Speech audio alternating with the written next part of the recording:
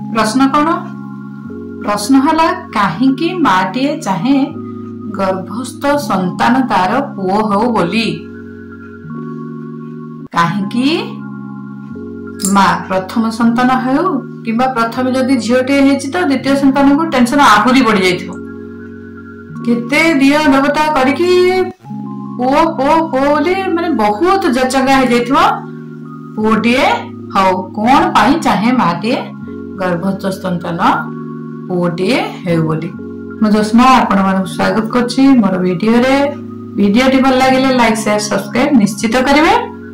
जिबा एबे टॉपिक ऊपर को आपण शोरूम आउ मॉल पर जातु देखिबे कंढी सब थुआइथिबो रबर कंढी जहां को देखिले से आखि मार दउथबो कि ऊपर करथबो।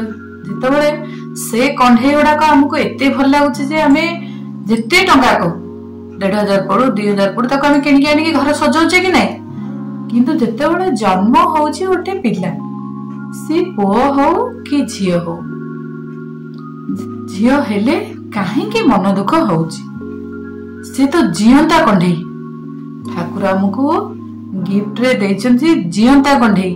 काहेकि ता पई हमें मन दुख करिबा कारण आम समाज रे बा आम भारत रे व्यवस्था कौन जेते सुंदर भावे पिलाटी को जेते भलो पाठ पढ़ी जेड़ बड़ चाकरी कले भी झीटा 25-30 वर्ष हेले से बाहाई की अन्यत्र जीव ही जीव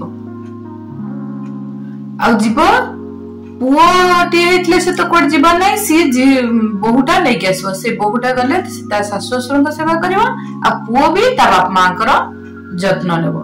किंतु एठी परमिशन नाही जे झियो जाय कि ता बाप मां रो सेवा करबो कि ता जत्न नै परबो। एठी परमिशन नाही।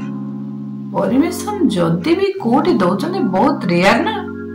जदी भी कहा कोड दउचने आपण माने कमेंट रे देई परते हां मते मो सासु ससुर परमिशन देइचंती बाप मां को ये करे को देखा सुना करबा को सेटा तो बहुत वेलकम। आ से माने भी हाई थिंकिंग मनीष सेही मानक ही सैल्यूट करिया कथा।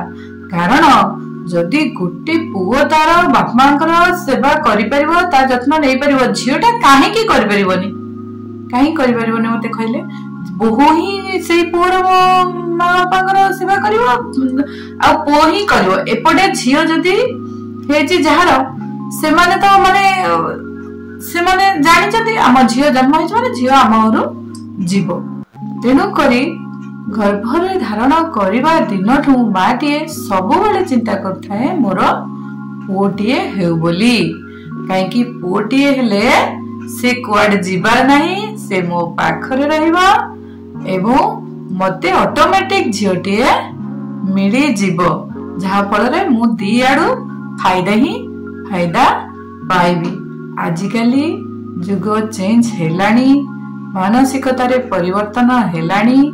जदि बा एडा अधा अधा हे गलानी अधा ये करूचंती झियो माने भी नौचंती बाप मां कर केयर नौचंती अधा रे अधा लोक भी एबे भी अछंती ससुर सवांतो कि स्वामी होतो से माने भी छाडू नाहंती स्त्री माने को बाप को छाडू नाहंती। विशेष करी जने जने थिबे एते माने निष्ठुर झियर बापा माने मरिवा सिजरे पड़िथिले भी से सासु ससुर से माने छाडंतनी कोन से माने भाबंती काहे कि छाडंतनी। सेतबेले से झियर मानसिकता रे जहा भी सृष्टि हबो सेटा जे केते भयंकर हे सेही घरे प्रतिफलित हबो से सब से माने बुझंतनी। से छाडेबेनी माने छाडेबेनी निज जिद्दी रे ही रहंती जिद्दी रहंती छाडंतनी।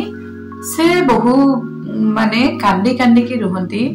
एमिति केते कथा मो नजर रे कथा केते भी आसे मरण सज्जा रे पड़िथिबा अवस्था रे भी बापा मां मानको देखिबा पई बहु मानको सासु ससुर बा स्वामी छाडंती नाही। बेलको बेला संसार कला परे माने एते ये बढ़ी जाए जे दायित्व ज्ञान दायित्व बढ़ी जाए। पिला छुआ कहती से भविष्य पाई माँ बापा कर्तव्य से सब भितर झीटे एते बांधी होगी रही जाए जे से केबे चेष्टा कले भी ता घर आसिकी ता बापा माँ सेवा करि पारे नाही। तेणुकरी माटीए प्रथम गर्भ धारण करने दिन ठारू सबु बेले मुंडरे रखि थाए जे तार पुओटीए हेउ बोली। ताकू जो भयंकर जंत्रणा भोग करिया को पड़िछि भविष्यत तार भी झीटे ही से जंत्रणा भोग जंती न करू सबु बेले से कथा भाबु थाए। गोटे घरे 25-30 वर्ष अति गेल अवसर बढ़ी किछि बड़ नाही बाप माँ माने सबु जगे दौचंती खाई पी सुंदर पाठ पढ़ी रही जेतेबेले सडन किनी अन्य गोटे घर को से शिफ्ट हुए आउ सेठी समस्ते तार नुआ सेठी एडजस्ट करे से वर्षक भितरे से सासु ससुर हूँ से घर हो परिवार को पूरा निज करने को चेष्टा करे मध्य किंतु केबे भी गोटे ज्वाई तार सासु झीर बाप माँ बा ससुर को निजर बाप माँ भलिया भावे नाही कि से जेतेबेले ता स्त्री भी बाहर से घर को जीवाकू से ताको सब बेले बारण करे जाउछ जे केतेबेले आसीबो क्वेश्चन हैला जाउछ केतेबेले को फेरिबो जाईकी सेठी आ बाहागर तो 15-20 वर्ष हैला आ तमे जाईकी रुहनी जाओ बुल पळे आसो सेठी रहिया कथा भल नुह पळे आसो काहेकि जे भल नुह से कथार आंसर भी सी दियंती नै रहिबनी माने रहिबनी एठी दायित्व तमर अधिक अछि एठी तमे रहिबो। तेणु करी गोटे माँ तो जमती हेले चाहिए ना मोर पुओटी हेउ होली पुओटी हेले ही तार फायदा कारण ता पुओटी ता पाखे रहला ता सेवा जत्न करियो पुओटी आसले भी सेवा जत्न करियो तांको घर पूरा परिपूर्ण हेकि रहिबो। तेणु जदि भी